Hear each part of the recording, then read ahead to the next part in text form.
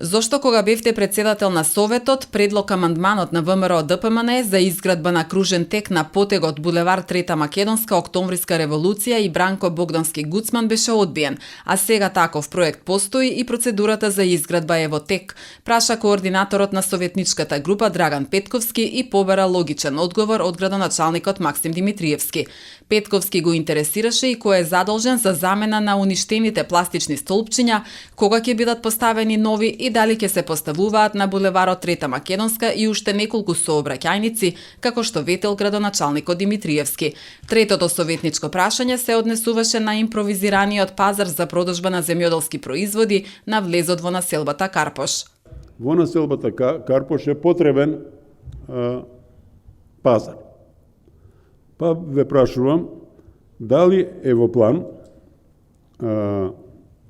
изградба и на регуларен и легален пазар во општина Карпош. Во населба Карпош, се извинувам.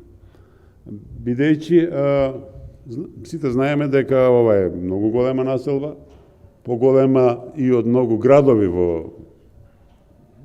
и многу општини во Република Македонија. Така да ова население сигурно има потреба од вакво нешто. Благодарам. Куманово ќе добие голем кружен тек. Предвиден е капитален проект согласно годишната програма во вредност од 30 милиони денари, рече Димитриевски, додавајќи дека тендерската постапка е завршена и во фаза се на обезбедување дозвола за градба. Димитриевски верува дека до 15 јули изведувачот ќе биде воведен во работа. Ме прашавте што се промени кај мене за да се смени ставот во однос на пристапот, па не се промени ништо кај мене, јас ги променив луѓето кои што одлучуваа за таа работа во минатото и дојдоа нови луѓе кои што дадоа своји согледувања и видувања, благодарејќи на нашето јавно предпријатие за просторно и урбанистичко планирање, нови креативни инженери нацртаа соодветно техничко решение со кое што се решава проблемот и всушност на оваа локација.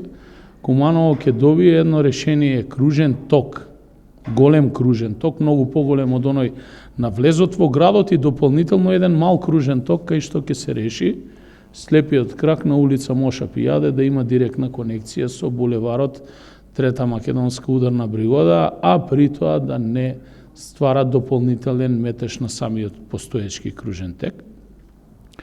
Така да мислам дека ако успееме да го реализираме, а ќе успееме да го реализираме овој проект, верувам дека сите ќе бидеме горди. За жал нема да успееме да ја конектираме улицата која што ја го спојува село Проевце со градот, затоа што не постои никаква техничка можност да се конектира Митев мост на оваа локација.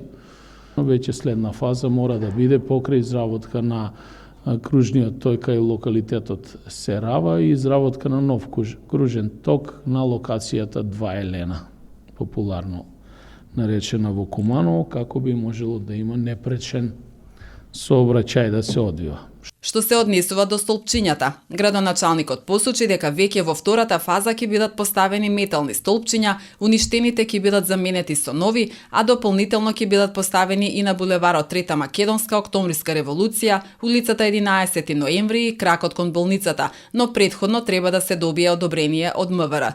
Во врска со изградба на нов времен пазар во населбата Карпош, Димитриевски рече дека идејата е добра, проценката ја носи Советот, а доколку јавното предпријатие Пазаришта има можност да ги прошири своите капацитети, времен пазар може да се отвори на посочената локација, иако според градоначалникот, таквите пазари кои што во Куманово ги има на 2 локации, не работат рентабилно.